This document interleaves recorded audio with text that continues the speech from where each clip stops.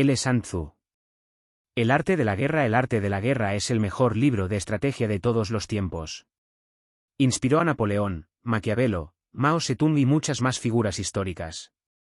Este libro de 500.000 años de antigüedad, es uno de los más importantes textos clásicos chinos, en el que, a pesar del tiempo transcurrido, ninguna de sus máximas ha quedado anticuada, ni hay un solo consejo que hoy no sea útil. Pero la obra del general Sun Tzu no es únicamente un libro de práctica militar, sino un tratado que enseña la estrategia suprema de aplicar con sabiduría el conocimiento de la naturaleza humana en los momentos de confrontación. No es, por tanto, un libro sobre la guerra, es una obra para comprender las raíces de un conflicto y buscar una solución. La mejor victoria es vencer sin combatir, nos dice Sun Tzu, y esa es la distinción entre el hombre prudente y el ignorante. Índice Introducción, Sun Tzu y el arte de la guerra 1. Sobre la evaluación 2.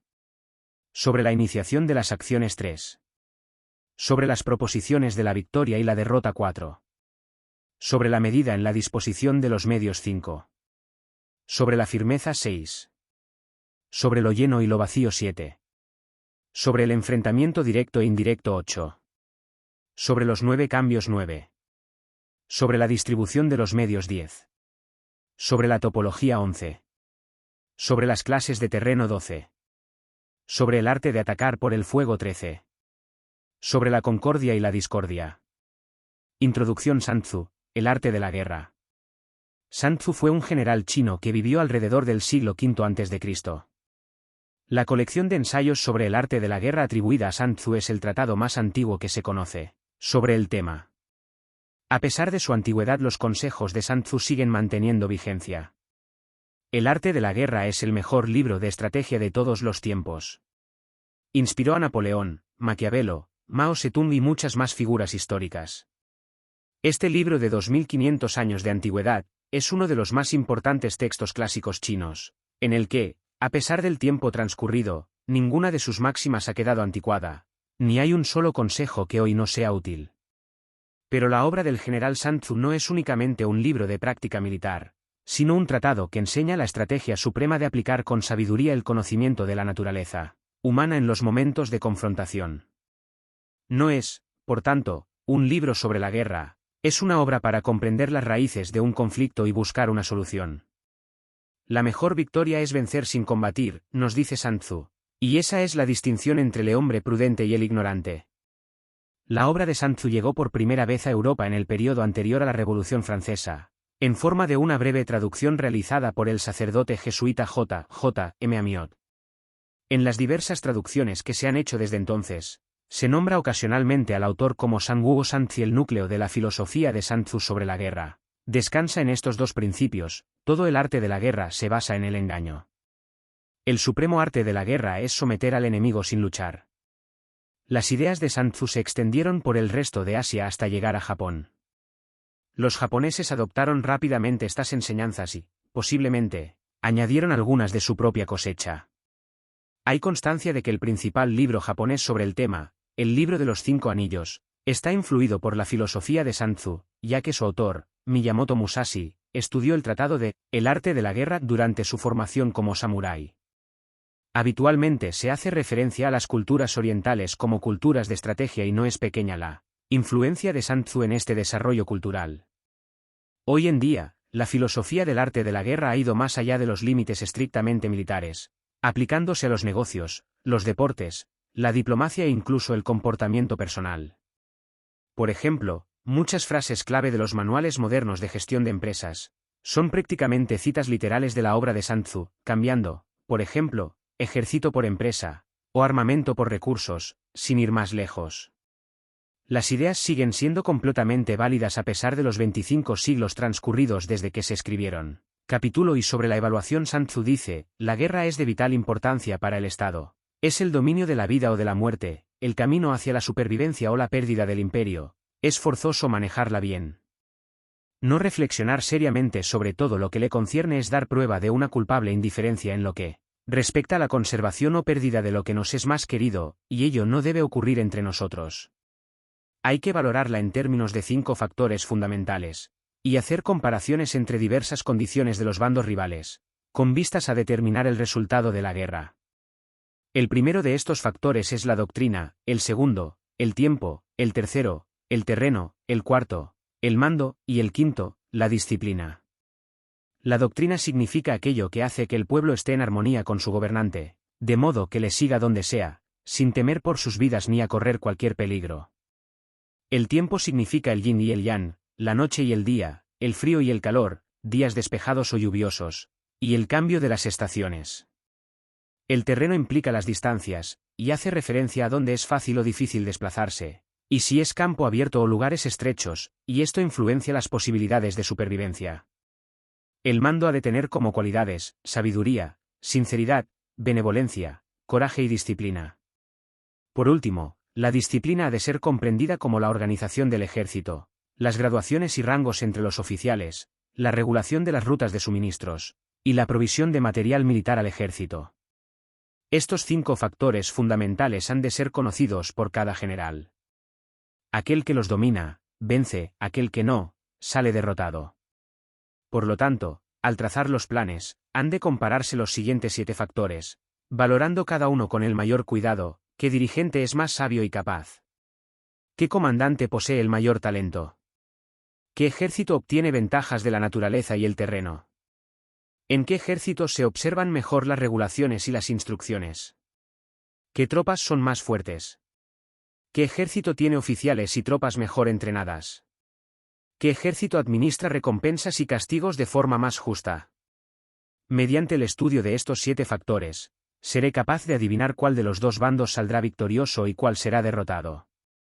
El general que siga mi consejo, es seguro que vencerá. Ese general ha de ser mantenido al mando. Aquel que ignore mi consejo, ciertamente será derrotado. Ese debe ser destituido. Tras prestar atención a mi consejo y planes, el general debe crear una situación que contribuya a su cumplimiento. Por situación quiero decir que debe tomar en consideración la situación del campo, y actuar de acuerdo con lo que le es ventajoso. El arte de la guerra se basa en el engaño. Por lo tanto, cuando es capaz de atacar, ha de aparentar incapacidad; cuando las tropas se mueven, aparentar inactividad. Si está cerca del enemigo, ha de hacerle creer que está lejos; si está lejos, aparentar que se está cerca. Poner cebos para atraer al enemigo. Golpear al enemigo cuando está desordenado. Prepararse contra él cuando está seguro en todas partes. Evitarle durante un tiempo cuando es más fuerte. Si tu oponente tiene un temperamento colérico, intenta irritarle. Si es arrogante, trata de fomentar su egoísmo. Si las tropas enemigas se hallan bien preparadas tras una reorganización, intenta desordenarlas. Si están unidas, siembra la disensión entre sus filas. Ataca al enemigo cuando no está preparado, y aparece cuando no te espera. Estas son las claves de la victoria para el estratega. Ahora, si las estimaciones realizadas antes de la batalla indican victoria, es porque los cálculos cuidadosamente realizados muestran que tus condiciones son más favorables que las condiciones del enemigo; si indican derrota, es porque muestran que las condiciones favorables para la batalla son menores. Con una evaluación cuidadosa, uno puede vencer; sin ella, no puede. Muchas menos oportunidades de victoria tendrá aquel que no realiza cálculos en absoluto. Gracias a este método, se puede examinar la situación, y el resultado aparece claramente. CAPITULO2 sobre la iniciación de las acciones una vez comenzada la batalla, aunque estés ganando, de continuar por mucho tiempo, desanimará a tus tropas y embotará tu espada. Si estás sitiando una ciudad, agotarás tus fuerzas. Si mantienes a tu ejército durante mucho tiempo en campaña, tus suministros se agotarán. Las armas son instrumentos de mala suerte; emplearlas por mucho tiempo producirá calamidades. Como se ha dicho, los que a hierro matan, a hierro mueren. Cuando tus tropas están desanimadas, tu espada embotada, agotadas tus fuerzas y tus suministros son escasos, hasta los tuyos se aprovecharán de tu debilidad para sublevarse. Entonces, aunque tengas consejeros sabios, al final no podrás hacer que las cosas salgan bien. Por esta causa, he oído hablar de operaciones militares que han sido torpes y repentinas, pero nunca he visto a ningún experto en el arte de la guerra que mantuviese la campaña por mucho tiempo. Nunca es beneficioso para un país dejar que una operación militar se prolongue por mucho tiempo. Como se dice comúnmente, sé rápido como el trueno que retumba antes de que hayas podido taparte los oídos. veloz como el relámpago que relumbra antes de haber podido pestañear. Por lo tanto, los que no son totalmente conscientes de la desventaja de servirse de las armas no pueden ser totalmente conscientes de las ventajas de utilizarlas. Los que utilizan los medios militares con pericia no activan a sus tropas 2 veces, ni proporcionan alimentos en 3 ocasiones, con un mismo objetivo. Esto quiere decir que no se debe movilizar al pueblo más de una vez por campaña, y que inmediatamente después de alcanzar la victoria no se debe regresar al propio país para hacer una segunda movilización. Al principio esto significa proporcionar alimentos, para las propias tropas, pero después se quitan los alimentos al enemigo. Si tomas los suministros de armas de tu propio país, pero quitas los alimentos al enemigo, puedes estar bien abastecido de armamento y de provisiones. Cuando un país se empobrece a causa de las operaciones militares, se debe al transporte de provisiones desde un lugar distante. Si las transportas desde un lugar distante, el pueblo se empobrecerá. Los que habitan cerca de donde está el ejército pueden vender sus cosechas a precios elevados, pero se acaba de este modo el bienestar de la mayoría de la población. Cuando se transportan las provisiones muy lejos, la gente se arruina a causa del alto costo. En los mercados cercanos al ejército, los precios de las mercancías se aumentan. Por lo tanto, las largas campañas militares constituyen una lacra para el país. Cuando se agotan los recursos, los impuestos se recaudan bajo presión. Cuando el poder y los recursos se han agotado, se arruina el propio país. Se priva al pueblo de gran parte de su presupuesto, mientras que los gastos del gobierno para armamentos se elevan.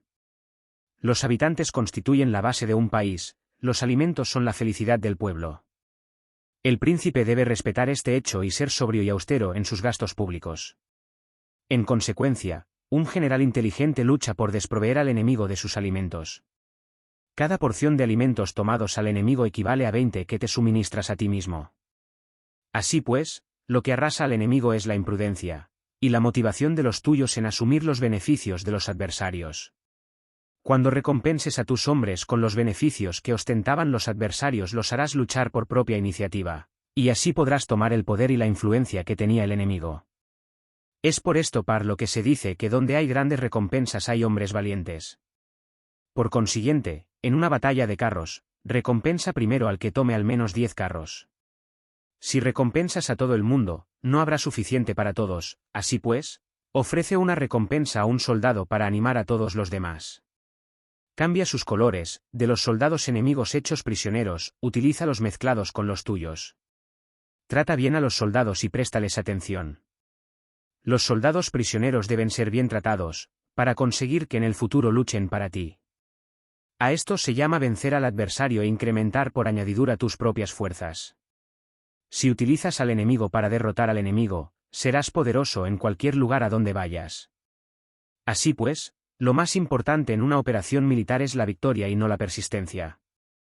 Esta última no es beneficiosa. Un ejército es como el fuego, si no lo apagas, se consumirá por sí mismo.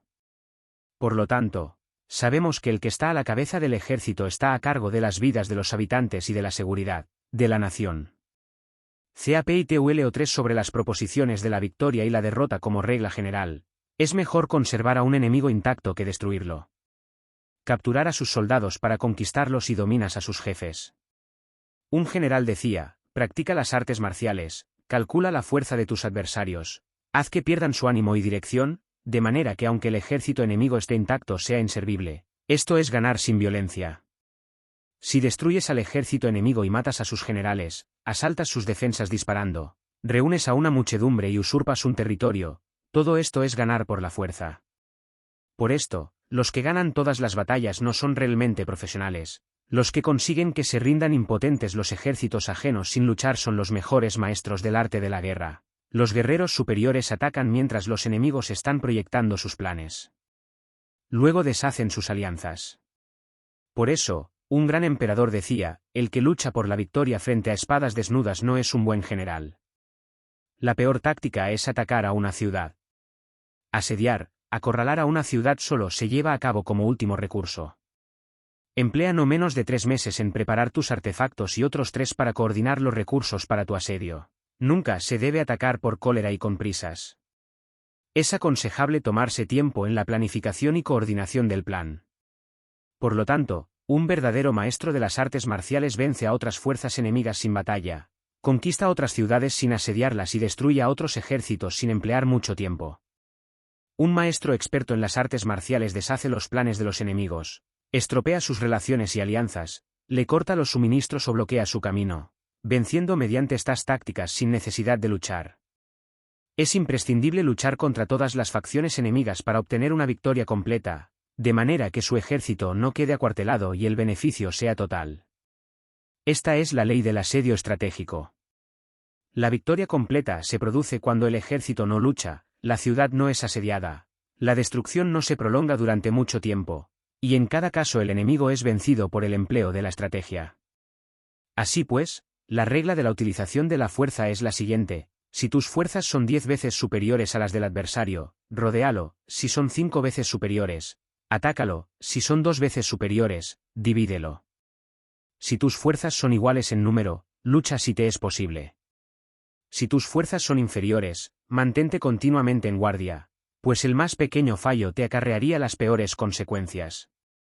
Trata de mantenerte al abrigo y evita en lo posible un enfrentamiento abierto con él. La prudencia y la firmeza de un pequeño número de personas pueden llegar a cansar y a dominar incluso a numerosos ejércitos.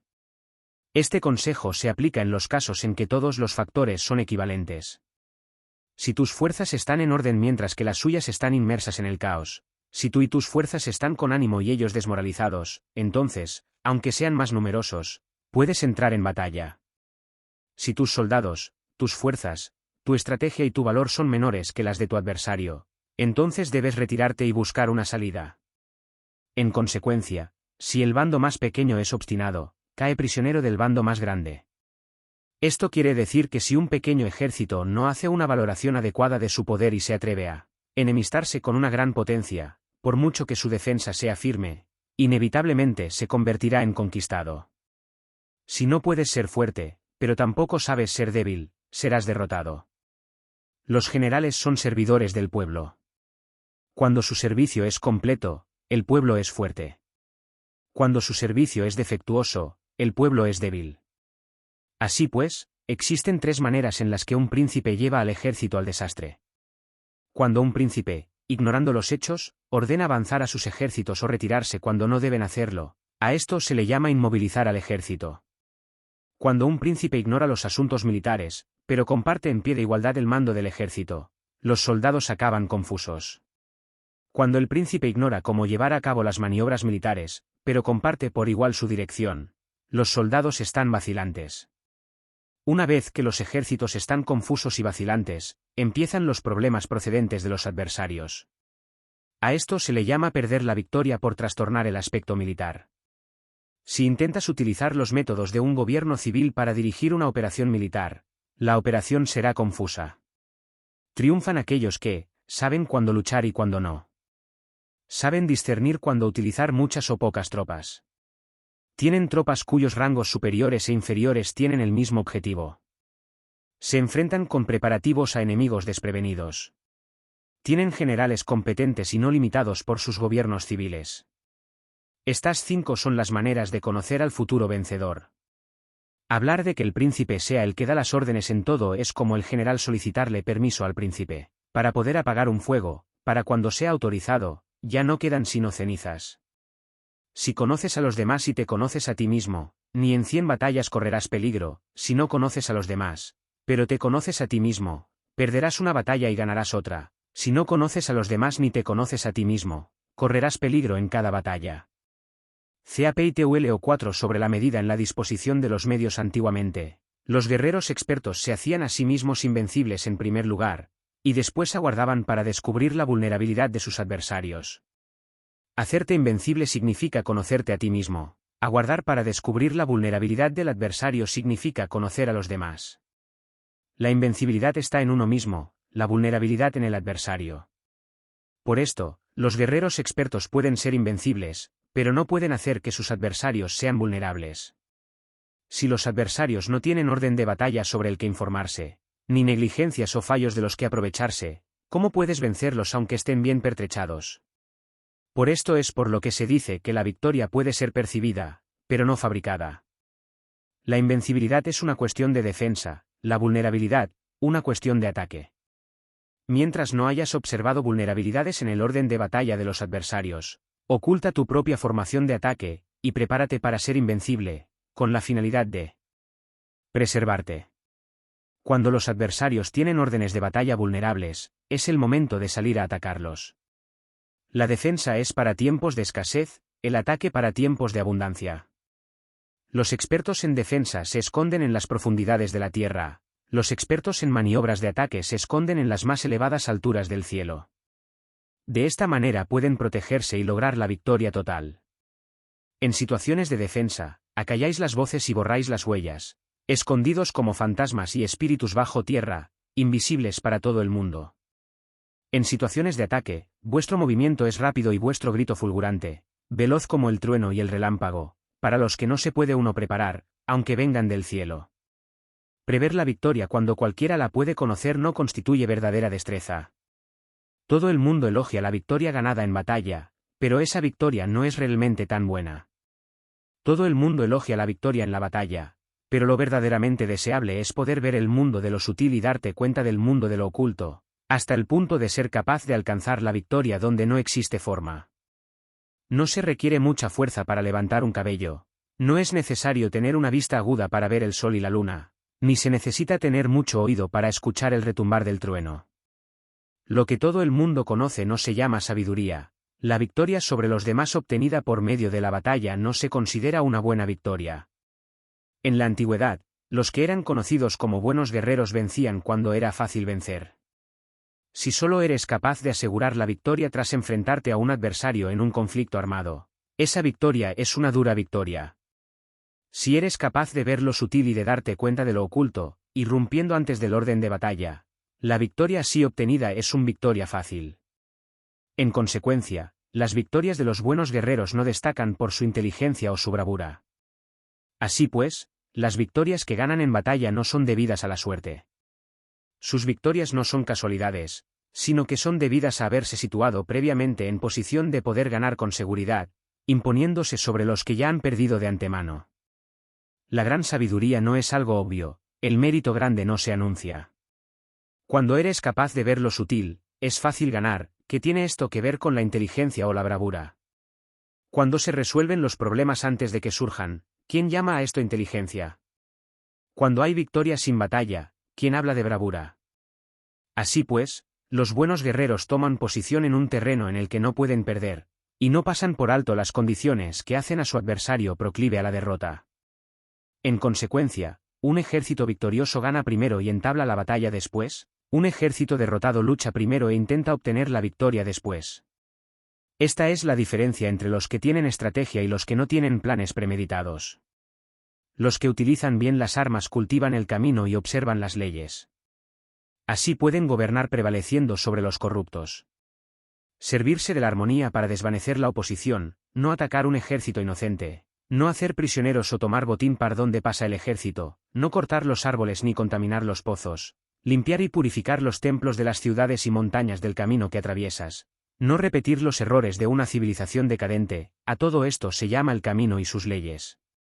Cuando el ejército está estrictamente disciplinado, hasta el punto en que los soldados morirían antes que desobedecer las órdenes, y las recompensas y los castigos merecen confianza y están bien establecidos, cuando los jefes y oficiales son capaces de actuar de esta forma, pueden vencer a un príncipe enemigo corrupto. Las reglas militares son 5: medición, valoración, cálculo, comparación y victoria. El terreno da lugar a las mediciones, estas dan lugar a las valoraciones a los cálculos, estos a las comparaciones, y las comparaciones dan lugar a las victorias. Mediante las comparaciones de las dimensiones puedes conocer dónde se halla la victoria o la derrota.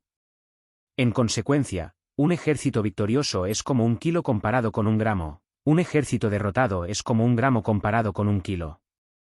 Cuando el que gana consigue que su pueblo vaya a la batalla como si estuviera dirigiendo una gran corriente de agua hacia un cañón profundo, esto es una cuestión de orden de batalla. Cuando el agua se acumula en un cañón profundo, nadie puede medir su cantidad, lo mismo que nuestra defensa no muestra su forma. Cuando se suelta el agua, se precipita hacia abajo como un torrente, de manera tan irresistible como nuestro propio ataque. Capítulo sobre la firmeza. La fuerza es la energía acumulada o la que se percibe. Esto es muy cambiante. Los expertos son capaces de vencer al enemigo creando una percepción favorable en ellos, así obtener la victoria sin necesidad de ejercer su fuerza. Gobernar sobre muchas personas como si fueran poco es una cuestión de dividirlas en grupos o sectores, es organización. Batallar contra un gran número de tropas como si fueran pocas es una cuestión de demostrar la fuerza, símbolos y señales. Se refiere a lograr una percepción de fuerza y poder en la oposición. En el campo de batalla se refiere a las formaciones y banderas utilizadas para desplegar las tropas y coordinar sus movimientos. Lograr que el ejército sea capaz de combatir contra el adversario sin ser derrotado es una cuestión de emplear métodos ortodoxos o heterodoxos. La ortodoxia y la heterodoxia no es algo fijo, sino que se utilizan como un ciclo. Un emperador que fue un famoso guerrero y administrador, hablaba de manipular las percepciones de los adversarios sobre lo que es ortodoxo y heterodoxo, y después atacar inesperadamente, combinando ambos métodos hasta convertirlo en uno, volviéndose así indefinible para el enemigo. Que el efecto de las fuerzas sea como el de piedras arrojadas sobre huevos, es una cuestión de lleno y vacío. Cuando induces a los adversarios a atacarte en tu territorio, su fuerza siempre está vacía, en desventaja, mientras que no compitas en lo que son los mejores, tu fuerza siempre estará llena. Atacar con lo vacío contra lo lleno es como arrojar piedras sobre huevos, de seguro se rompen. Cuando se entabla una batalla de manera directa, la victoria se gana por sorpresa. El ataque directo es ortodoxo. El ataque indirecto es heterodoxo. Solo hay dos clases de ataques en la batalla, el extraordinario por sorpresa y el directo ordinario, pero sus variantes son innumerables. Lo ortodoxo y lo heterodoxo se originan recíprocamente, como un círculo sin comienzo ni fin. ¿Quién podría agotarlos? Cuando la velocidad del agua que fluye alcanza el punto en el que puede mover las piedras, esta es la fuerza directa. Cuando la velocidad y maniobrabilidad del halcón es tal que puede atacar y matar, esto es precisión. Lo mismo ocurre con los guerreros expertos. Su fuerza es rápida, su precisión certera. Su fuerza es como disparar una catapulta, su precisión es dar en el objetivo previsto y causar el efecto esperado. El desorden llega del orden, la cobardía surge del valor, la debilidad brota de la fuerza. Si quieres fingir desorden para convencer a tus adversarios y distraerlos, primero tienes que organizar el orden, porque solo entonces puedes crear un desorden artificial. Si quieres fingir cobardía para conocer la estrategia de los adversarios, primero tienes que ser extremadamente valiente, porque solo entonces puedes actuar como tímido de manera artificial. Si quieres fingir debilidad para inducir la arrogancia en tus enemigos, primero has de ser extremadamente fuerte porque solo entonces puedes pretender ser débil. El orden y el desorden son una cuestión de organización, la cobardía es una cuestión valentía y la de ímpetu, la fuerza y la debilidad son una cuestión de la formación en la batalla. Cuando un ejército tiene la fuerza del ímpetu, percepción, incluso el tímido se vuelve valiente. Cuando pierde la fuerza del ímpetu, incluso el valiente se convierte en tímido. Nada está fijado en las leyes de la guerra, estas se desarrollan sobre la base del ímpetu. Con astucia se puede anticipar y lograr que los adversarios se convenzan a sí mismos cómo proceder y moverse, les ayuda a caminar por el camino que les traza. Hace moverse a los enemigos con la perspectiva del triunfo, para que caigan en la emboscada. Los buenos guerreros buscan la efectividad en la batalla a partir de la fuerza del ímpetu, percepción, y no dependen solo de la fuerza de sus soldados. Son capaces de escoger a la mejor gente, desplegarlos adecuadamente y dejar que la fuerza del ímpetu logre sus objetivos. Cuando hay entusiasmo, convicción, orden, organización, recursos, compromiso de los soldados, tienes la fuerza del ímpetu, y el tímido es valeroso. Así es posible asignar a los soldados por sus capacidades, habilidades y encomendarle deberes y responsabilidades adecuadas. El valiente puede luchar, el cuidadoso puede hacer de centinela, y el inteligente puede estudiar, analizar y comunicar. Cada cual es útil. Hacer que los soldados luchen permitiendo que la fuerza del ímpetu haga su trabajo es como hacer rodar rocas. Las rocas permanecen inmóviles cuando están en un lugar plano, pero ruedan en un plano inclinado. Se quedan fijas cuando son cuadradas, pero giran si son redondas. Por lo tanto, cuando se conduce a los hombres a la batalla con astucia, el impulso es como rocas redondas que se precipitan montaña abajo, esta es la fuerza que produce la victoria. CAPITULOV sobre lo lleno y lo vacío los que anticipan, Se preparan y llegan primero al campo de batalla y esperan al adversario. Están en posición descansada. Los que llegan los últimos al campo de batalla, los que improvisan y entablan la lucha quedan agotados. Los buenos guerreros hacen que los adversarios vengan a ellos, y de ningún modo se dejan atraer fuera de su fortaleza. Si haces que los adversarios vengan a ti para combatir, su fuerza estará siempre vacía. Si no sales a combatir, tu fuerza estará siempre llena. Este es el arte de vaciar a los demás y de llenarte a ti mismo. Lo que impulsa a los adversarios a venir hacia ti por propia decisión es la perspectiva de ganar. Lo que desanima a los adversarios de ir hacia ti es la probabilidad de sufrir daños. Cuando los adversarios están en posición favorable, debes cansarlos. Cuando están bien alimentados, cortar los suministros. Cuando están descansando, hacer que se pongan en movimiento. Ataca inesperadamente, haciendo que los adversarios se agoten corriendo para salvar sus vidas. Interrumpe sus provisiones, arrasa sus campos. Y corta sus vías de aprovisionamiento. Aparece en lugares críticos y ataca donde menos se lo esperen, haciendo que tengan que acudir al rescate. Aparece donde no puedan ir, se dirige hacia donde menos se lo esperen. Para desplazarte cientos de kilómetros sin cansancio, atraviesa tierras despobladas. Atacar un espacio abierto no significa solo un espacio en el que el enemigo no tiene defensa. Mientras su defensa no sea estricta, el lugar no esté bien guardado, los enemigos se desperdigarán ante ti, como si estuvieras atravesando un territorio despoblado. Para tomar infaliblemente lo que atacas, ataca donde no haya defensa. Para mantener una defensa infaliblemente segura, defiende donde no haya ataque. Así, en el caso de los que son expertos en el ataque, sus enemigos no saben por dónde atacar. Cuando se cumplen las instrucciones, las personas son sinceramente leales y comprometidas, los planes y preparativos para la defensa implantados con firmeza. Siendo tan sutil y reservado que no se revelan las estrategias de ninguna forma, y los adversarios se sienten inseguros, y su inteligencia no les sirve para nada. Sé extremadamente sutil, discreto, hasta el punto de no tener forma. Sé completamente misterioso y confidencial, hasta el punto de ser silencioso. De esta manera podrás dirigir el destino de tus adversarios. Para avanzar sin encontrar resistencia, arremete por sus puntos débiles. Para retirarte de manera esquiva, sé más rápido que ellos. Las situaciones militares se basan en la velocidad, llega como el viento, muévete como el relámpago, y los adversarios no podrán vencerte. Por lo tanto, cuando quieras entrar en batalla, incluso si el adversario está atrincherado en una posición defensiva, no podrá evitar luchar si atacas en el lugar en el que debe acudir irremediablemente al rescate. Cuando no quieras entrar en batalla, incluso si trazas una línea en el terreno que quieres conservar, el adversario no puede combatir contigo porque le das una falsa pista. Esto significa que cuando los adversarios llegan para atacarte, no luchas con ellos, sino que estableces un cambio estratégico para confundirlos y llenarlos de incertidumbre. Por consiguiente, cuando induces a otros a efectuar una formación, mientras que tú mismo permaneces sin forma, estás concentrado, mientras que tu adversario está dividido. Haz que los adversarios vean como extraordinario lo que es ordinario para ti, haz que vean como ordinario lo que es extraordinario para ti. Esto es inducir al enemigo a efectuar una formación. Una vez vista la formación del adversario, concentras tus tropas contra él. Como tu formación no está a la vista, el adversario dividirá seguidamente sus fuerzas. Cuando estás concentrado formando una sola fuerza, mientras que el enemigo está dividido en 10, estás atacando a una concentración de 1 contra 10, así que tus fuerzas superan a las suyas. Si puedes atacar a unos pocos soldados con muchos, diezmarás el número de tus adversarios. Cuando estás fuertemente atrincherado, te has hecho fuerte tras buenas barricadas, y no dejas filtrar ninguna información sobre tus fuerzas, sal afuera sin información precisa, ataca y conquista de manera incontenible.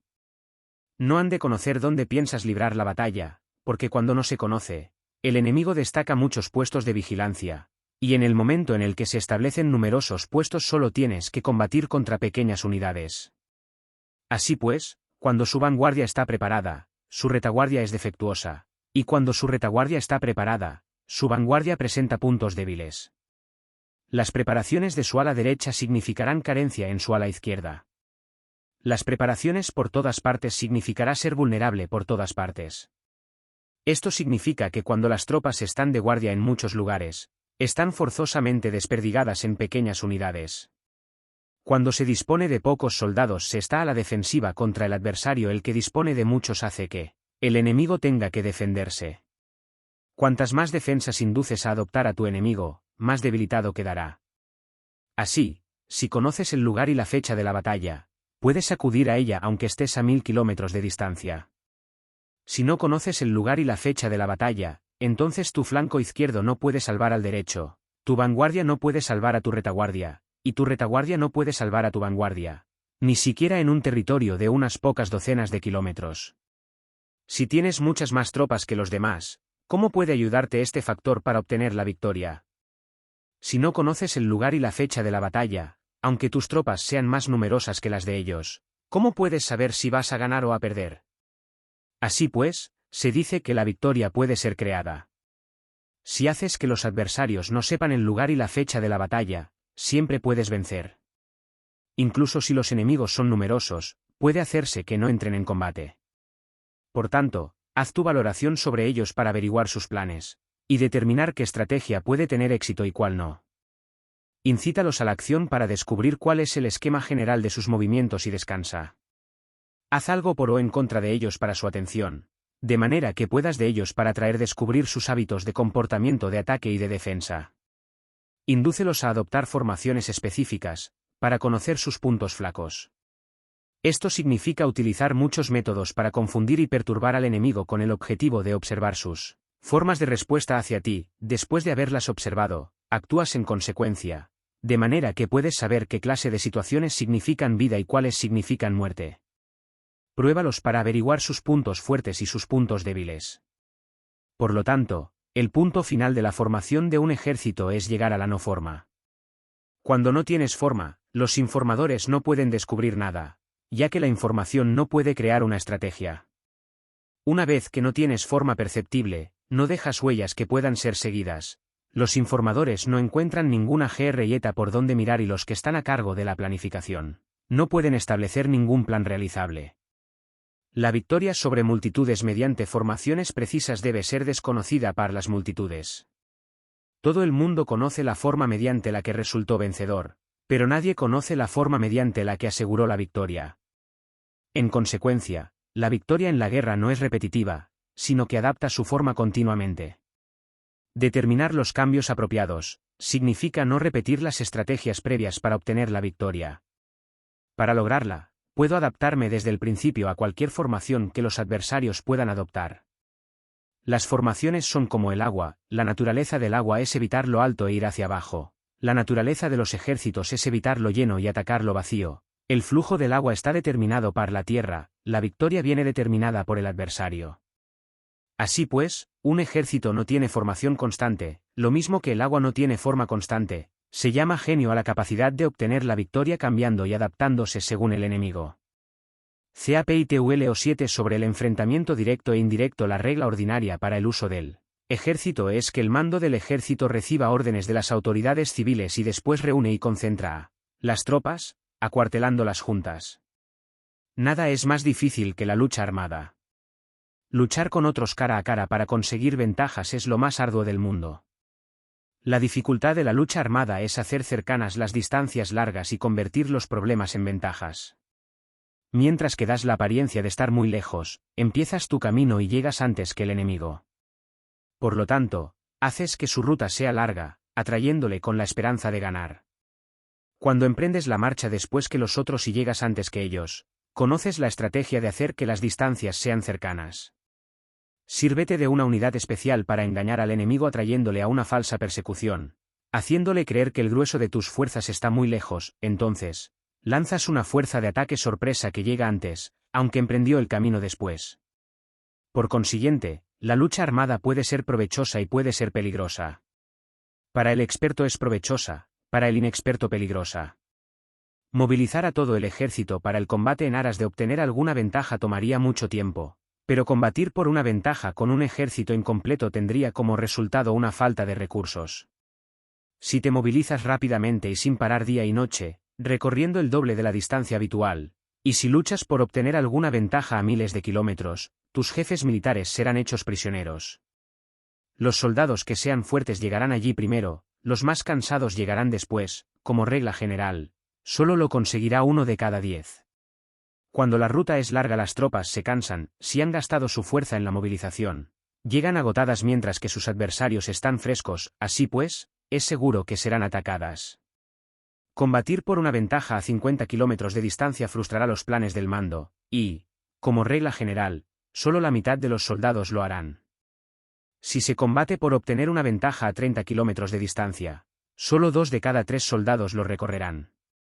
Así pues, un ejército perece si no está equipado, si no tiene provisiones o si no tiene dinero.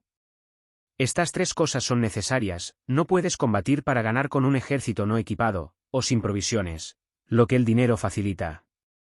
Por tanto, si ignoras los planes de tus rivales, no puedes hacer alianzas precisas. A menos que conozcas las montañas y los bosques, los desfiladeros y los pasos, y la condición de los pantanos, no puedes maniobrar con una fuerza armada. A menos que utilices guías locales, no puedes aprovecharte de las ventajas del terreno. Solo cuando conoces cada detalle de la condición del terreno puedes maniobrar y guerrear.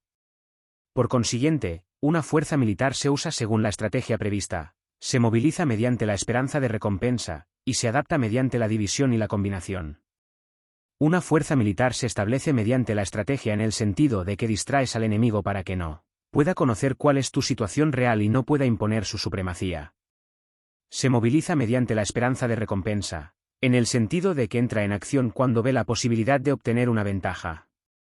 Dividir y volver a hacer combinaciones de tropas se hace para confundir al adversario y observar cómo reacciona frente a ti, de esta manera puedes adaptarte para obtener la victoria. Por eso, cuando una fuerza militar se mueve con rapidez es como el viento, cuando va lentamente es como el bosque, es voraz como el fuego e inmóvil como las montañas. Es rápida como el viento en el sentido que llega sin avisar y desaparece como el relámpago. Es como un bosque porque tiene un orden. Es voraz como el fuego que devasta una planicie sin dejar tras sí ni una brizna de hierba. Es inmóvil como una montaña cuando se acuartela. Es tan difícil de conocer como la oscuridad, su movimiento es como un trueno que retumba. Para ocupar un lugar, divide a tus tropas. Para expandir tu territorio, divide los beneficios. La regla general de las operaciones militares es desproveer de alimentos al enemigo todo lo que se pueda. Sin embargo, en localidades donde la gente no tiene mucho, es necesario dividir a las tropas en grupos más pequeños para que puedan tomar en diversas partes lo que necesitan, ya que solo así tendrán suficiente. En cuanto a dividir el botín, significa que es necesario repartirlo entre las tropas para guardar lo que ha sido ganado, no dejando que el enemigo lo recupere. Actúa después de haber hecho una estimación. Gana el que conoce primero la medida de lo que está lejos y lo que está cerca. Esta es la regla general de la lucha armada. El primero que hace el movimiento es el invitado, el último es el anfitrión. El invitado lo tiene difícil, el anfitrión lo tiene fácil. Cerca y lejos significan desplazamiento, el cansancio, el hambre y el frío surgen del desplazamiento. Un antiguo libro que trata de asuntos militares dice, las palabras no son escuchadas, para eso se hacen los símbolos y los tambores. Las banderas y los estandartes se hacen a causa de la ausencia de visibilidad. Símbolos, tambores, banderas y estandartes se utilizan para concentrar y unificar los oídos y los ojos de los soldados. Una vez que están unificados, el valiente no puede actuar solo, ni el tímido puede retirarse solo. Esta es la regla general del empleo de un grupo. Unificar los oídos y los ojos de los soldados significa hacer que miren y escuchen al unísono de manera que no caigan en la confusión y el desorden. Las señales se utilizan para indicar direcciones e impedir que los individuos vayan a donde se les antoje. Así pues, en batallas nocturnas, utiliza fuegos y tambores, y en batallas diurnas sírvete de banderas y estandartes, para manipular los oídos y los ojos de los soldados. Utiliza muchas señales para confundir las percepciones del enemigo y hacerle temer tu temible poder militar.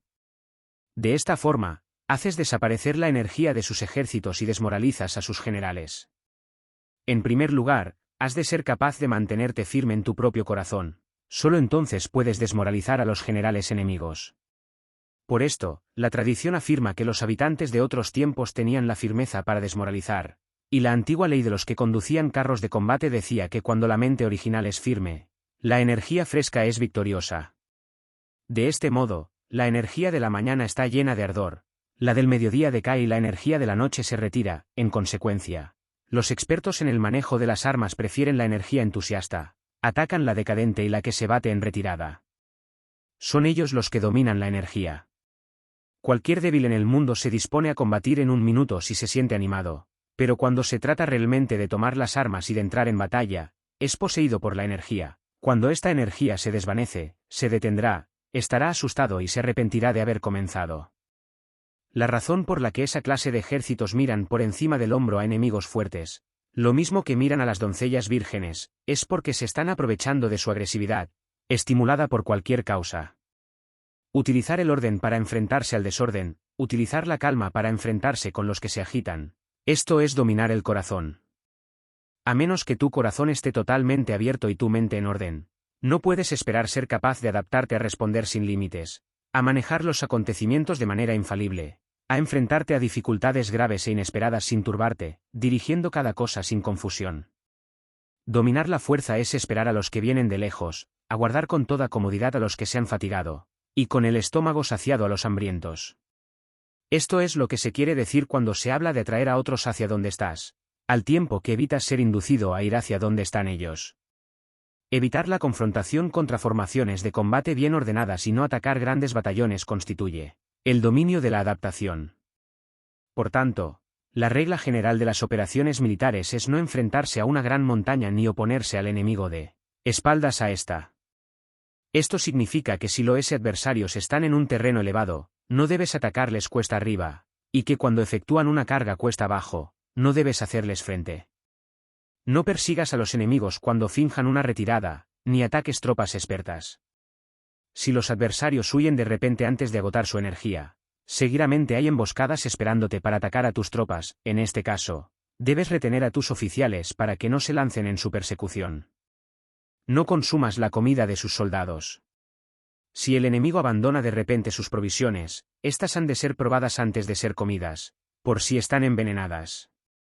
No detengas a ningún ejército que esté en camino a su país. Bajo estas circunstancias, un adversario luchará hasta la muerte. Hay que dejarle una salida a un ejército rodeado. Muéstrales una manera de salvar la vida para que no estén dispuestos a luchar hasta la muerte, y así podrás aprovecharte para atacarles. No presiones a un enemigo desesperado. Un animal agotado seguirá luchando, pues esa es la ley de la naturaleza. Estas son las leyes de las operaciones militares. Capítulo 8. Sobre los 9 cambios por lo general, las operaciones militares están bajo el del gobernante civil para dirigir al ejército. El general no debe levantar su campamento en un terreno difícil. Deja que se establezcan relaciones diplomáticas en las fronteras. No permanezcas en un territorio árido ni aislado. Cuando te halles en un terreno cerrado, prepara alguna estrategia y muévete. Cuando te halles en un terreno mortal, lucha. Terreno cerrado significa que existen lugares escarpados que te rodean por todas partes, de manera que el enemigo tiene movilidad, que puede llegar e irse con libertad, pero a ti te es difícil salir y volver. Cada ruta debe ser estudiada para que sea la mejor. Hay rutas que no debes usar, ejércitos que no han de ser atacados, ciudades que no deben ser rodeadas, terrenos sobre los que no se debe combatir, y órdenes de gobernantes civiles que no deben ser obedecidas. En consecuencia, los generales que conocen las variables posibles para aprovecharse del terreno saben cómo manejar las fuerzas armadas. Si los generales no saben cómo adaptarse de manera ventajosa, aunque conozcan la condición del terreno, no pueden aprovecharse de él. Si están al mando de ejércitos, pero ignoran las artes de la total adaptabilidad, aunque conozcan el objetivo a lograr, no pueden hacer que los soldados luchen por él. Si eres capaz de ajustar la campaña a cambiar conforme al ímpetu de las fuerzas, entonces la ventaja no cambia, y los únicos que son perjudicados son los enemigos. Por esta razón, no existe una estructura permanente. Si puedes comprender totalmente este principio, puedes hacer que los soldados actúen en la mejor forma posible. Por lo tanto, las consideraciones de la persona inteligente siempre incluyen el analizar objetivamente el beneficio y el daño. Cuando considera el beneficio, su acción se expande; cuando considera el daño, sus problemas pueden resolverse. El beneficio y el daño son interdependientes, y los sabios los tienen en cuenta. Por ello, Lo que retiene a los adversarios es el daño, lo que les mantiene ocupados es la acción, y lo que les motiva es el beneficio. Cansa a los enemigos manteniéndolos ocupados y no dejándoles respirar. Pero antes de lograrlo, tienes que realizar previamente tu propia labor. Esa labor consiste en desarrollar un ejército fuerte, un pueblo próspero, una sociedad armoniosa y una manera ordenada de vivir. Así pues, la norma general de las operaciones militares consiste en no contar con que el enemigo no acuda, sino confiar en tener los medios de enfrentarte a él, no contar con que el adversario no ataque, sino confiar en poseer lo que no puede ser atacado. Si puedes recordar siempre el peligro cuando estás a salvo y el caos en tiempos de orden, permanece atento al peligro y al caos mientras no tengan todavía forma, y evítalos antes de que se presenten. Esta es la mejor estrategia de todas. Por esto, existen 5 rasgos que son peligrosos en los generales. Los que están dispuestos a morir, pueden perder la vida, los que quieren preservar la vida, pueden ser hechos prisioneros, los que son dados a los apasionamientos irracionales, pueden ser ridiculizados, los que son muy puritanos, pueden ser deshonrados, los que son compasivos, pueden ser turbados. Si te presentas en un lugar que con toda seguridad los enemigos se precipitarán a defender, las personas compasivas se apresurarán invariablemente a rescatar a sus habitantes, causándose a sí mismos problemas y cansancio. Estos son 5 rasgos que constituyen defectos en los generales y que son desastrosos para las operaciones militares.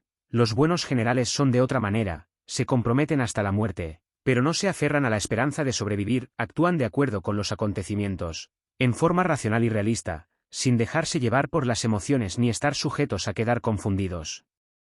Cuando ven una buena oportunidad, son como tigres, en caso contrario cierran sus puertas. Su acción y su no acción son cuestiones de estrategia, y no pueden ser complacidos ni enfadados. CAPITULO 9 sobre la distribución de los medios. Las maniobras militares son el resultado de los planes y las estrategias en la manera más ventajosa para ganar. Determinan la movilidad y efectividad de las tropas.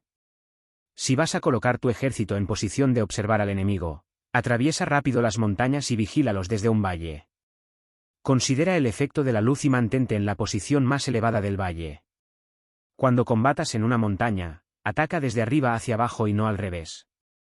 Combate estando cuesta abajo y nunca cuesta arriba. Evita que el agua divida tus fuerzas, aléjate de las condiciones desfavorables lo antes que te sea posible. No te enfrentes a los enemigos dentro del agua, es conveniente dejar que pasen la mitad de sus tropas y en ese momento dividirlas y atacarlas. No te sitúes río abajo. No camines en contra de la corriente, ni en contra del viento. Si acampas en la ribera de un río, tus ejércitos pueden ser sorprendidos de noche, empujados a ahogarse o se les puede colocar veneno en la corriente. Tus barcas no deben ser amarradas corriente abajo, para impedir que el enemigo aproveche la corriente lanzando sus barcas contra ti. Si atraviesas pantanos, hazlo rápidamente. Si te encuentras frente a un ejército en medio de un pantano, permanece cerca de sus plantas acuáticas o respaldado por los árboles. En una llanura, toma posiciones desde las que sea fácil maniobrar, manteniendo las elevaciones del terreno detrás y a tu derecha, estando las partes más bajas delante y las más altos detrás. Generalmente, un ejército prefiere un terreno elevado y evita un terreno bajo, aprecia la luz y detesta la oscuridad. Los terrenos elevados son estimulantes, y por lo tanto, la gente se halla a gusto en ellos. Además son convenientes para adquirir la fuerza del ímpetu. Los terrenos bajos son húmedos, lo cual provoca enfermedades y dificulta el combate. Cuida de la salud física de tus soldados con los mejores recursos disponibles. Cuando no existe la enfermedad en un ejército, se dice que éste es invencible. Donde haya montículos y terraplenes, sitúate en su lado soleado, manteniéndolos siempre a tu derecha y detrás. Colocarse en la mejor parte del terreno es ventajoso para una fuerza militar. La ventaja en una operación militar consiste en aprovecharse de todos los factores beneficiosos del terreno. Cuando llueve río arriba y la corriente trae consigo la espuma, si quieres cruzarlo, espera a que escampe. Siempre que un terreno presente barrancos infranqueables, lugares cerrados, trampas, riesgos, grietas y prisiones naturales, debes abandonarlo rápidamente y no acercarte a él. En lo que a mí concierne, siempre me mantengo alejado de estos accidentes del terreno, de manera que los adversarios estén más cerca que yo de ellos, doy la cara a estos accidentes, de manera que queden a espaldas del enemigo. Entonces estás en situación ventajosa, y él tiene condiciones desfavorables. Cuando un ejército se está desplazando, si atraviesa territorios montañosos con muchas corrientes de agua y pozos, o pantanos cubiertos de juncos, o bosques vírgenes llenos de árboles y vegetación, es imprescindible escudriñarlos totalmente y con cuidado, ya que estos lugares ayudan a las emboscadas y a los espías. Es esencial bajar del caballo y escudriñar el terreno, por si existen tropas escondidas para tenderte una emboscada. También podría ser que hubiera espías al acecho observándote y escuchando tus instrucciones y movimientos. Cuando el enemigo está cerca, pero permanece en calma, quiere decir que se halla en una posición fuerte. Cuando está lejos pero intenta provocar hostilidades, quiere que avances. Sí, además, su posición es accesible, eso quiere decir que le es favorable. Si un adversario no conserva la posición que le es favorable por las condiciones del terreno y se sitúa en otro lugar conveniente, debe ser porque existe alguna ventaja táctica para obrar de esta manera. Si se mueven los árboles, es que el enemigo se está acercando. Si hay obstáculos entre los matorrales, es que has tomado un mal camino.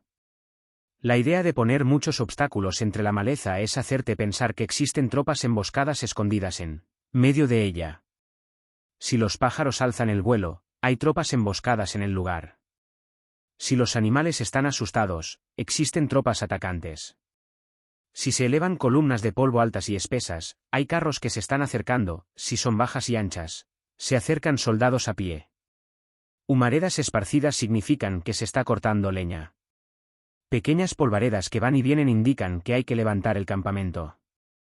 Si los emisarios del enemigo pronuncian palabras humildes mientras que éste incrementa sus preparativos de guerra, esto quiere decir que va a avanzar.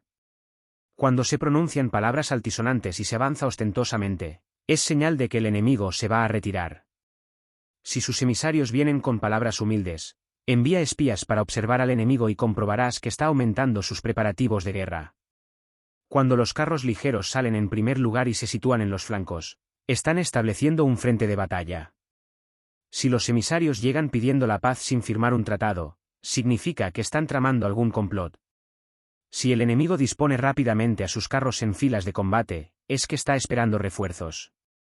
No se precipitarán para un encuentro ordinario si no entienden que les ayudará, o debe haber una fuerza que se halla a distancia y que es esperada en un determinado momento para unir sus tropas y atacarte.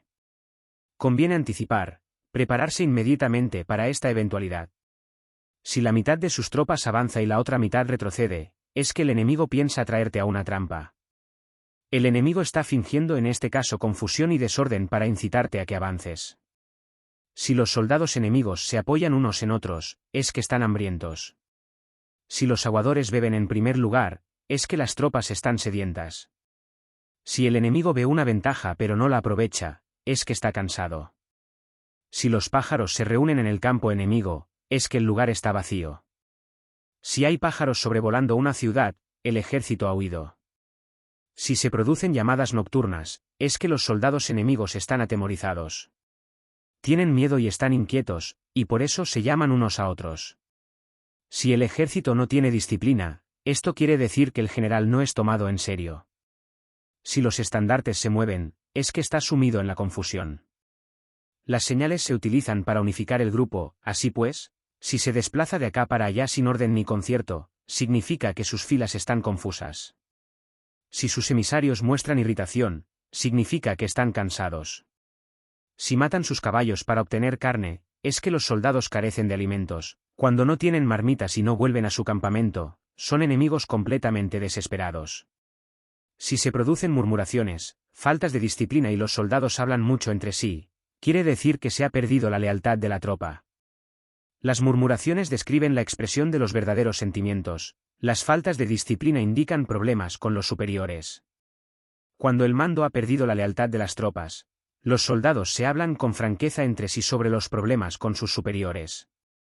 Si se otorgan numerosas recompensas, es que el enemigo se halla en un callejón sin salida. Cuando se ordenan demasiados castigos, es que el enemigo está desesperado. Cuando la fuerza de su ímpetu está agotada, otorgan constantes recompensas para tener contentos a los soldados, para evitar que se rebelen en masa. Cuando los soldados están tan agotados que no pueden cumplir las órdenes, son castigados una y otra vez para restablecer la autoridad. Ser violento al principio y terminar después temiendo a los propios soldados es el colmo de la ineptitud. Los emisarios que acuden con actitud conciliatoria indican que el enemigo quiere una tregua. Si las tropas enemigas se enfrentan a ti con ardor, pero demoran el momento de entrar en combate sin abandonar no obstante el terreno, has de observarlos cuidadosamente. Están preparando un ataque por sorpresa. En asuntos militares, no es necesariamente más beneficioso ser superior en fuerzas. Solo evitar actuar con violencia innecesaria, es suficiente con consolidar tu poder, hacer estimaciones sobre el enemigo y conseguir reunir tropas, eso es todo. El enemigo que actúa aisladamente, que carece de estrategia y que toma a la ligera a sus adversarios, inevitablemente acabará siendo derrotado. Si tu plan no contiene una estrategia de retirada o posterior al ataque, sino que confías exclusivamente en la fuerza de tus soldados, y tomas a la ligera a tus adversarios sin valorar su condición, con toda seguridad caerás prisionero. Si se castiga a los soldados antes de haber conseguido que sean leales al mando, no obedecerán, y si no obedecen, serán difíciles de emplear. Tampoco podrán ser empleados si no se lleva a cabo ningún castigo, incluso después de haber obtenido su lealtad. Cuando existe un sentimiento subterráneo de aprecio y confianza, y los corazones de los soldados están ya vinculados al mando, si se relaja la disciplina, los soldados se volverán arrogantes y será imposible emplearlos. Por lo tanto, dirígelos mediante el arte civilizado y unifícalos mediante las artes marciales. Esto significa una victoria continua. Arte civilizado significa humanidad, y artes marciales significan reglamentos. Mándalos con humanidad y benevolencia, unifícalos de manera estricta y firme. Cuando la benevolencia y la firmeza son evidentes, es posible estar seguro de la victoria. Cuando las órdenes se dan de manera clara, sencilla y consecuente a las tropas, éstas las aceptan. Cuando las órdenes son confusas, contradictorias y cambiantes, las tropas no las aceptan o no las entienden. Cuando las órdenes son razonables, justas, sencillas, claras y consecuentes, existe una satisfacción recíproca entre el líder y el grupo. Capítulo X sobre la topología. Algunos terrenos son fáciles, otros difíciles, algunos neutros, otros estrechos, accidentados o abiertos. Cuando el terreno sea accesible, sé el primero en establecer tu posición, eligiendo las alturas soleadas, una posición que sea adecuada para transportar los suministros, así tendrás ventaja cuando libres la batalla. Cuando estés en un terreno difícil de salir, estás limitado. En este terreno, si tu enemigo no está preparado, puedes vencer si sigues adelante, pero si el enemigo está preparado y sigues adelante, tendrás muchas dificultades para volver de nuevo a él, lo cual jugará en contra tuya. Cuando es un terreno desfavorable para ambos bandos, se dice que es un terreno neutro. En un terreno neutro, incluso si el adversario te ofrece una ventaja, no te aproveches de ella, retírate, induciendo a salir a la mitad de las tropas enemigas, y entonces caes sobre él aprovechándote de esta condición favorable. En un terreno estrecho, si eres el primero en llegar, debes ocuparlo totalmente y esperar al adversario. Si él llega antes, no lo persigas si bloquea los desfiladeros. Persíguelo solo si no los bloquea. En terreno accidentado, si eres el primero en llegar, debes ocupar sus puntos altos y soleados y esperar al adversario. Si éste los ha ocupado antes, retírate y no lo persigas. En un terreno abierto, la fuerza del ímpetu se encuentra igualada, y es difícil provocarle a combatir de manera desventajosa para él. Entender estas 6 clases de terreno es la responsabilidad principal del general, y es imprescindible considerarlos. Estas son las configuraciones del terreno, los generales que las ignoran salen derrotados. Así pues, entre las tropas están las que huyen, las que se retraen, las que se derrumban, las que se rebelan y las que son derrotadas. Ninguna de estas circunstancias constituyen desastres naturales, sino que son debidas a los errores de los generales. Las tropas que tienen el mismo ímpetu, pero que atacan en proporción de 1 contra 10, salen derrotadas. Los que tienen tropas fuertes pero cuyos oficiales son débiles, quedan retraídos. Los que tienen soldados débiles al mando de oficiales fuertes, se verán en apuros. Cuando los oficiales superiores están encolerizados y son violentos, y se enfrentan al enemigo por su cuenta y por despecho, y cuando los generales ignoran sus capacidades, el ejército se desmoronará. Como norma general, para poder vencer al enemigo, todo el mando militar debe tener una sola intención y todas las fuerzas militares deben cooperar. Cuando los generales son débiles y carecen de autoridad, cuando las órdenes no son claras, cuando oficiales y soldados no tienen solidez y las formaciones son anárquicas, se produce revuelta. Los generales que son derrotados son aquellos que son incapaces de calibrar a los adversarios, entran en combate con fuerzas superiores en número o mejor equipadas, y no seleccionan a sus tropas según los niveles de preparación de las mismas. Si empleas soldados sin seleccionar a los preparados de los no preparados, a los arrojados y a los timoratos, te estás buscando tu propia derrota. Estas son las 6 maneras de ser derrotado. La comprensión de estas situaciones es la responsabilidad suprema de los generales y deben ser consideradas. La primera es no calibrar el número de fuerzas, la segunda, la ausencia de un sistema claro de recompensas y castigos, la tercera, la insuficiencia de entrenamiento, la cuarta es la pasión irracional, la quinta es la ineficacia de la ley del orden, y la sexta es el fallo de no seleccionar a los soldados fuertes y resueltos. La configuración del terreno puede ser un apoyo para el ejército, para los jefes militares. El curso de la acción adecuada es calibrar al adversario para asegurar la victoria y calcular los riesgos y las distancias. Salen vencedores los que libran batallas conociendo estos elementos, salen derrotados los que luchan ignorándolos. Por lo tanto, cuando las leyes de la guerra señalan una victoria segura es claramente apropiado entablar batalla, incluso si el gobierno ha dado órdenes de no atacar. Si las leyes de la guerra no indican una victoria segura, es adecuado no entrar en batalla, aunque el gobierno haya dado la orden de atacar.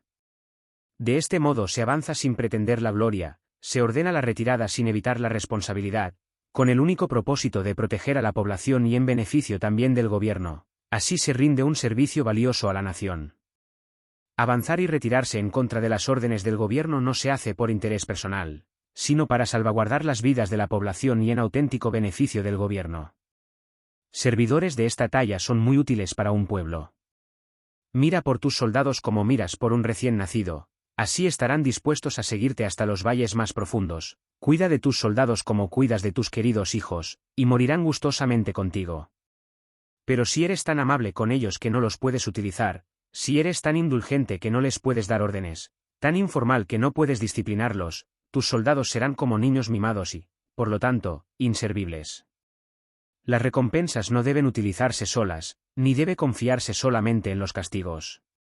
En caso contrario, las tropas, como niños mimosos, se acostumbran a disfrutar o a quedar resentidas por todo.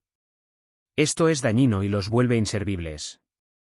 Si sabes que tus soldados son capaces de atacar, pero ignoras si el enemigo es invulnerable a un ataque, tienes solo la mitad de posibilidades de ganar. Si sabes que tu enemigo es vulnerable a un ataque, pero ignoras si tus soldados son capaces de atacar, solo tienes la mitad de posibilidades de ganar. Si sabes que el enemigo es vulnerable a un ataque, y tus soldados pueden llevarlo a cabo, pero ignoras si la condición del terreno es favorable para la batalla, tienes la mitad de probabilidades de vencer. Por lo tanto, los que conocen las artes marciales no pierden el tiempo cuando efectúan sus movimientos, ni se agotan cuando atacan. Debido a esto se dice que cuando te conoces a ti mismo y conoces a los demás, la victoria no es un peligro, cuando conoces el cielo y la tierra, la victoria es inagotable. CAPITUL 11 sobre las 9 clases de terreno conforme a las leyes de las operaciones militares. Existen 9 clases de terreno. Sí. Intereses locales luchan entre sí en su propio territorio, a este se le llama terreno de dispersión. Cuando los soldados están apegados a su casa y combaten cerca de su hogar, pueden ser dispersados con facilidad. Cuando penetras en un territorio ajeno, pero no lo haces en profundidad, a este se le llama territorio ligero. Esto significa que los soldados pueden regresar fácilmente. El territorio que puede resultarte ventajoso si lo tomas, y ventajoso al enemigo si es él quien lo conquista, se llama terreno clave. Un terreno de lucha inevitable es cualquier enclave defensivo o paso estratégico. Un territorio igualmente accesible para ti y para los demás se llama terreno de comunicación. El territorio que está rodeado por 3 territorios rivales y es el primero en proporcionar libre acceso a él a todo el mundo se llama terreno de intersección. El terreno de intersección es aquel en el que convergen las principales vías de comunicación uniéndolas entre sí, sé el primero en ocuparlo, y la gente tendrá que ponerse de tu lado. Si lo obtienes, te encuentras seguro, si lo pierdes, corres peligro. Cuando penetras en profundidad en un territorio ajeno, y dejas detrás muchas ciudades y pueblos, a este terreno se le llama difícil. Es un terreno del que es difícil regresar. Cuando atraviesas montañas boscosas, desfiladeros abruptos u otros accidentes difíciles de atravesar, a esto se le llama terreno desfavorable. Cuando el acceso es estrecho y la salida es tortuosa, de manera que una pequeña unidad enemiga puede atacarte, aunque tus tropas sean más numerosas, a este se le llama terreno cercado. Si eres capaz de una gran adaptación, puedes atravesar este territorio. Si solo puedes sobrevivir en un territorio luchando con rapidez, y si es fácil morir si no lo haces, a este se le llama terreno mortal. Las tropas que se encuentran en un terreno mortal están en la misma situación que si se encontraran en una barca que se hunde o en una casa ardiendo. Así pues, no combatas en un terreno de dispersión, no te detengas en un terreno ligero, no ataques en un terreno clave, ocupado por el enemigo, no dejes que tus tropas sean divididas en un terreno de comunicación. En terrenos de intersección, establece comunicaciones, en terrenos difíciles, entra aprovisionado, en terrenos desfavorables, continúa marchando, en terrenos cercados, haz planes, en terrenos mortales, lucha. En un terreno de dispersión, los soldados pueden huir. Un terreno ligero es cuando los soldados han penetrado en territorio enemigo, pero todavía no tienen las espaldas cubiertas, por eso, sus mentes no están realmente concentradas y no están listos para la batalla. No es ventajoso atacar al enemigo en un terreno clave, lo que es ventajoso es llegar el primero a él. No debe permitirse que quede aislado el terreno de comunicación, para poder servirse de las rutas de suministros. En terrenos de intersección, estarás a salvo si estableces alianzas, si las pierdes, te encontrarás en peligro. En terrenos difíciles, entrar aprovisionado significa reunir todo lo necesario para estar allí mucho tiempo. En terrenos desfavorables, ya que no puedes atrincherarte en ello, debes apresurarte a salir. En terrenos cercados, introduce tácticas sorpresivas. Si las tropas caen en un terreno mortal, todo el mundo luchará de manera espontánea. Por esto se dice, sitúa a las tropas en un terreno mortal y sobrevivirán. Los que eran antes considerados como expertos en el arte de la guerra eran capaces de hacer que el enemigo perdiera contacto entre su vanguardia y su retaguardia, la confianza entre las grandes y las pequeñas unidades, el interés recíproco para el bienestar de los diferentes rangos, el apoyo mutuo entre gobernantes y gobernados, el alistamiento de soldados y la coherencia de sus ejércitos. Estos expertos entraban en acción cuando les era ventajoso, y se retenían en caso contrario. Introducían cambios para confundir al enemigo, atacándolos aquí y allá, aterrorizándolos y sembrando en ellos la confusión, de tal manera que no les daban tiempo para hacer planes. Se podría preguntar cómo enfrentarse a fuerzas enemigas numerosas y bien organizadas que se dirigen hacia ti. La respuesta es quitarles en primer lugar algo que aprecien, y después te escucharán. La rapidez de acción es el factor esencial de la condición de la fuerza militar, aprovechándose de los errores de los adversarios, desplazándose por caminos que no esperan y atacando cuando no están en guardia. Esto significa que para aprovecharse de la falta de preparación, de visión y de cautela de los adversarios, es necesario actuar con rapidez, y que si dudas, esos errores no te servirán de nada. En una invasión, por regla general, cuanto más se adentran los invasores en el territorio ajeno, más fuertes se hacen, hasta el punto de que el gobierno nativo no puede ya expulsarlos. Escoge campos fértiles, y las tropas tendrán suficiente para comer. Cuida de su salud y evita el cansancio, consolida su energía, aumenta su fuerza. Que los movimientos de tus tropas y la preparación de tus planes sean insondables. Consolida la energía más entusiasta de tus tropas, ahorra las fuerzas sobrantes, mantén en secreto tus formaciones y tus planes, permaneciendo insondable para los enemigos, y espera a que se produzca un punto vulnerable para avanzar. Sitúa a tus tropas en un punto que no tenga salida, de manera que tengan que morir antes de poder escapar. Porque, ante la posibilidad de la muerte, que no estarán dispuestas a hacer. Los guerreros dan entonces lo mejor de sus fuerzas. Cuando se hallan ante un grave peligro, pierden el miedo. Cuando no hay ningún sitio a donde ir, permanecen firmes, cuando están totalmente implicados en un terreno, se aferran a él. Si no tienen otra opción, lucharán hasta el final. Por esta razón, los soldados están vigilantes sin tener que ser estimulados, se alistan sin tener que ser llamados a filas, son amistosos sin necesidad de promesas, y se puede confiar en ellos sin necesidad de órdenes. Esto significa que cuando los combatientes se encuentran en peligro de muerte, sea cual sea su rango, todos tienen el mismo objetivo, y, por lo tanto, están alertas sin necesidad de ser estimulados, tienen buena voluntad de manera espontánea y sin necesidad de recibir órdenes, y puede confiarse de manera natural en ellos sin promesas ni necesidad de jerarquía. Prohíbe los augurios para evitar las dudas, y los soldados nunca te abandonarán. Si tus soldados no tienen riquezas, no es porque las desdeñen. Si no tienen más longevidad, no es porque no quieran vivir más tiempo. El día en que se da la orden de marcha, los soldados lloran. Así pues, una operación militar preparada con pericia debe ser como una serpiente veloz que contraataca con su cola, cuando alguien le ataca por la cabeza, contraataca con la cabeza cuando alguien le ataca por la cola y contraataca con cabeza y cola, cuando alguien le ataca por el medio. Esta imagen representa el método de una línea de batalla que responde velozmente cuando es atacada. Un manual de 8 formaciones clásicas de batalla dice: haz del frente la retaguardia, haz de la retaguardia el frente, con 4 cabezas y 8 colas.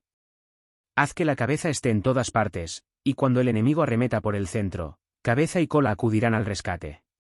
Puede preguntarse la cuestión de si es posible hacer que una fuerza militar sea como una serpiente rápida. La respuesta es afirmativa. Incluso las personas que se tienen antipatía, encontrándose en el mismo barco, se ayudarán entre sí en caso de peligro de zozobrar. Es la fuerza de la situación la que hace que esto suceda. Por esto, no basta con depositar la confianza en caballos atados y ruedas fijadas. Se atan los caballos para formar una línea de combate estable, y se fijan las ruedas para hacer que los carros no se puedan mover. Pero aún así, esto no es suficientemente seguro ni se puede confiar en ello. Es necesario permitir que haya variantes a los cambios que se hacen, poniendo a los soldados en situaciones mortales, de manera que combatan de forma espontánea y se ayuden unos a otros codo con codo. Este es el camino de la seguridad y de la obtención de una victoria cierta. La mejor organización es hacer que se exprese el valor y mantenerlo constante. Tener éxito tanto con tropas débiles como con tropas aguerridas se basa en la configuración de las circunstancias. Si obtienes la ventaja del terreno, puedes vencer a los adversarios, incluso con tropas ligeras y débiles, cuanto más te sería posible si tienes tropas poderosas y aguerridas. Lo que hace posible la victoria a ambas clases de tropas es las circunstancias del terreno. Por lo tanto, los expertos en operaciones militares logran la cooperación de la tropa, de tal manera que dirigir un grupo es como dirigir a un solo individuo que no tiene más que una sola opción. Corresponde al general ser tranquilo, reservado, justo y metódico. Sus planes son tranquilos y absolutamente secretos para que nadie pueda descubrirlos. Su mando es justo y metódico, así que nadie se atreve a tomarlo a la ligera. Puede mantener a sus soldados sin información y en completa ignorancia de sus planes. Cambia sus acciones y revisa sus planes, de manera que nadie pueda reconocerlos. Cambia de lugar su emplazamiento y se desplaza por caminos sinuosos, de manera que nadie pueda anticiparse. Puedes ganar cuando nadie puede entender en ningún momento cuáles son tus intenciones. Dice un gran hombre: el principal engaño que se valora en las operaciones militares no se dirige solo a los enemigos, sino que empieza por las propias tropas, para hacer que le sigan a uno sin saber a dónde van. Cuando un general fija una meta a sus tropas, es como el que sube a un lugar elevado y después retira la escalera.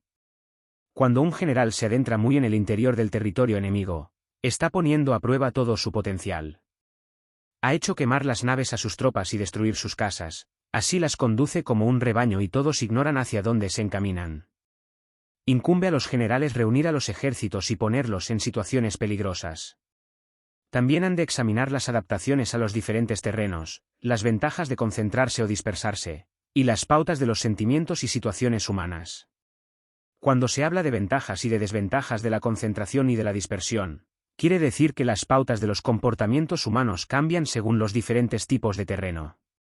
En general, la pauta general de los invasores es unirse cuando están en el corazón del territorio enemigo, pero tienden a dispersarse cuando están en las franjas fronterizas. Cuando dejas tu territorio y atraviesas la frontera en una operación militar, te hallas en un terreno aislado. Cuando es accesible desde todos los puntos, es un terreno de comunicación. Cuando te adentras en profundidad, estás en un terreno difícil. Cuando penetras poco, estás en un terreno ligero. Cuando a tus espaldas se hallen espesuras infranqueables y delante pasajes estrechos, estás en un terreno cercado. Cuando no haya ningún sitio a donde ir, se trata de un terreno mortal. Así pues, en un terreno de dispersión, yo unificaría las mentes de los soldados. En un terreno ligero, las mantendría en contacto.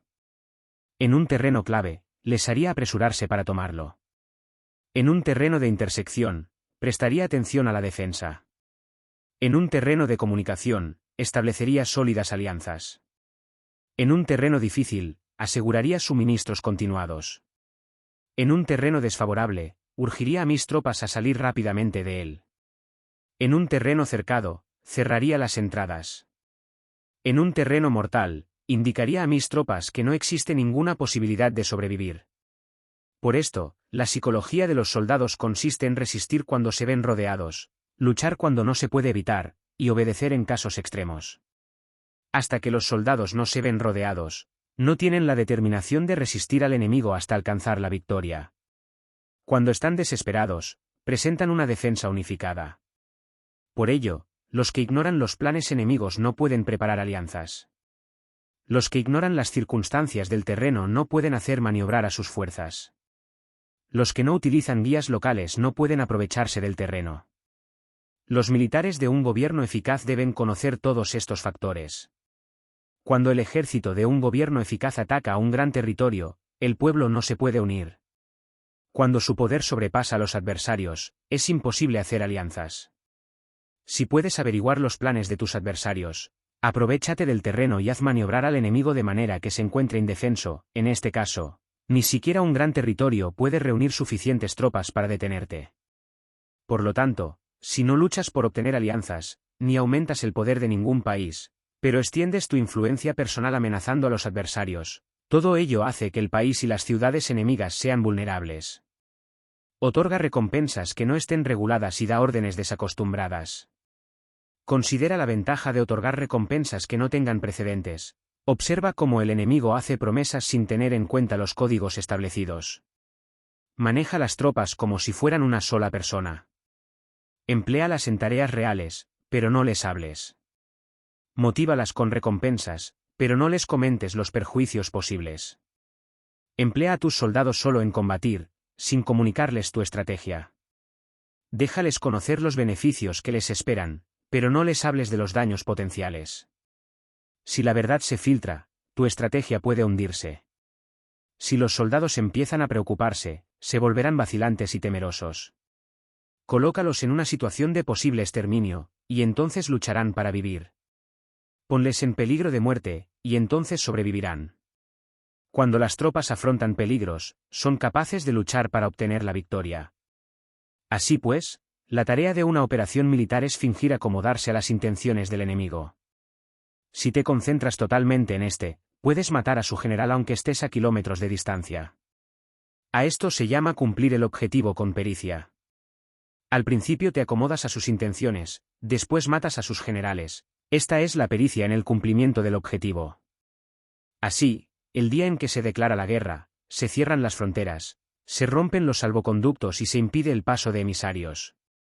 Los asuntos se deciden rigurosamente desde que se comienza a planificar y establecer la estrategia desde la casa o cuartel general. El rigor en los cuarteles generales en la fase de planificación se refiere al mantenimiento del secreto. Cuando el enemigo ofrece oportunidades, aprovéchalas inmediatamente. Entérate primero de lo que pretende, y después anticípate a él. Mantén la disciplina y adáptate al enemigo, para determinar el resultado de la guerra. Así, al principio eres como una doncella y el enemigo abre sus puertas, entonces, tú eres como una liebre suelta, y el enemigo no podrá expulsarte. CAPITUL 12 sobre el arte de atacar por el fuego. Existen 5 clases de ataques mediante el fuego: quemar a las personas, quemar los suministros, quemar el equipo, quemar los almacenes y quemar las armas. El uso del fuego tiene que tener una base, y exige ciertos medios. Existen momentos adecuados para encender fuegos, concretamente cuando el tiempo es seco y ventoso. Normalmente, en ataques mediante el fuego es imprescindible seguir los cambios producidos por este. Cuando el fuego está dentro del campamento enemigo, prepárate rápidamente desde fuera. Si los soldados se mantienen en calma cuando el fuego se ha declarado, espera y no ataques. Cuando el fuego alcance su punto álgido, síguelo, si puedes, si no, espera. En general, el fuego se utiliza para sembrar la confusión en el enemigo y así poder atacarle. Cuando el fuego puede ser prendido en campo abierto, no esperes a hacerlo en su interior, hazlo cuando sea oportuno. Cuando el fuego sea atizado para el viento, no ataques en dirección contraria a este. No es eficaz luchar contra el ímpetu del fuego, porque el enemigo luchará en este caso hasta la muerte. Si ha soplado el viento durante el día, a la noche amainará. Un viento diurno cesará al anochecer, un viento nocturno cesará al amanecer. Los ejércitos han de saber que existen variantes de las 5 clases de ataques mediante el fuego, y adaptarse a estas de manera racional. No basta saber cómo atacar a los demás con el fuego, es necesario saber cómo impedir que los demás te ataquen a ti. Así pues, la utilización del fuego para apoyar un ataque significa claridad, y la utilización del agua para apoyar un ataque significa fuerza. El agua puede incomunicar, pero no puede arrasar. El agua puede utilizarse para dividir a un ejército enemigo, de manera que su fuerza se desuna y la tuya se fortalezca. Ganar combatiendo o llevar a cabo un asedio victorioso sin recompensar a los que han hecho méritos trae mala fortuna y se hace merecedor de ser llamado avaro. Por eso se dice que un gobierno esclarecido lo tiene en cuenta y que un buen mando militar recompensa el mérito. No moviliza a sus tropas cuando no hay ventajas que obtener, ni actúa cuando no hay nada que ganar, ni luchan cuando no existe peligro. Las armas son instrumentos de mal augurio, y la guerra es un asunto peligroso. Es indispensable impedir una derrota desastrosa, y por lo tanto, no vale la pena movilizar un ejército por razones insignificantes. Las armas solo deben utilizarse cuando no existe otro remedio. Un gobierno no debe movilizar un ejército por ira, y los jefes militares no deben provocar la guerra por cólera. Actúa cuando sea beneficioso, en caso contrario, desiste. La ira puede convertirse en alegría, y la cólera puede convertirse en placer, pero un pueblo destruido no puede hacérsele renacer, y la muerte no puede convertirse en vida. En consecuencia, un gobierno esclarecido presta atención a todo esto, y un buen mando militar lo tiene en cuenta. Esta es la manera de mantener a la nación a salvo y de conservar intacto a su ejército. Capítulo 13 sobre la concordia y la discordia. Una operación militar significa un gran esfuerzo para el pueblo, y la guerra puede durar muchos años para obtener una victoria de un día. Así pues, fallar en conocer la situación de los adversarios por economizar en aprobar gastos para investigar y estudiar a la oposición es extremadamente inhumano, y no es típico de un buen jefe militar, de un consejero de gobierno, ni de un gobernante victorioso. Por lo tanto, lo que posibilita a un gobierno inteligente y a un mando militar sabio vencer a los demás y lograr triunfos extraordinarios con esa información esencial. La información previa no puede obtenerse de fantasmas ni espíritus, ni se puede tener por analogía, ni descubrir mediante cálculos. Debe obtenerse de personas que conozcan la situación del adversario. Existen 5 clases de espías: el espía nativo, el espía interno, el doble agente, el espía liquidable, y el espía flotante. Cuando están activos todos ellos, nadie conoce sus rutas, a esto se le llama genio organizativo, y se aplica al gobernante. Los espías nativos se contratan entre los habitantes de una localidad. Los espías internos se contratan entre los funcionarios enemigos. Los agentes dobles se contratan entre los espías enemigos. Los espías liquidables transmiten falsos datos a los espías enemigos. Los espías flotantes vuelven para traer sus informes. Entre los funcionarios del régimen enemigo, se hallan aquellos con los que se puede establecer contacto y a los que se puede sobornar para averiguar la situación de su país y descubrir cualquier plan que se trame contra ti. También pueden ser utilizados para crear desavenencias y desarmonía. En consecuencia, nadie en las Fuerzas Armadas es tratado con tanta familiaridad como los espías, ni a nadie se le otorgan recompensas tan grandes como a ellos, ni hay asunto más secreto que el espionaje. Si no se trata bien a los espías, pueden convertirse en renegados y trabajar para el enemigo. No se pueden utilizar a los espías sin sagacidad y conocimiento, no puede uno servirse de espías sin humanidad y justicia. No se puede obtener la verdad de los espías sin sutileza. Ciertamente, es un asunto muy delicado. Los espías son útiles en todas partes. Cada asunto requiere un conocimiento previo. Si algún asunto de espionaje es divulgado antes de que el espía haya informado, este y el que lo haya divulgado deben eliminarse. Siempre que quieras atacar a un ejército, asediar una ciudad o atacar a una persona, has de conocer previamente la identidad de los generales que la defienden, de sus aliados, sus visitantes, sus centinelas y de sus criados. Así pues, haz que tus espías averigüen todo sobre ellos. Siempre que vayas a atacar y a combatir, debes conocer primero los talentos de los servidores del enemigo, y así puedes enfrentarte a ellos según sus capacidades. Debes buscar a agentes enemigos que hayan venido a espiarte, sobornarlos e inducirlos a pasarse a tu lado, para poder utilizarlos como agentes dobles. Con la información obtenida de esta manera, puedes encontrar espías nativos y espías internos para contratarlos. Con la información obtenida de estos, puedes fabricar información falsa, sirviéndote de espías liquidables.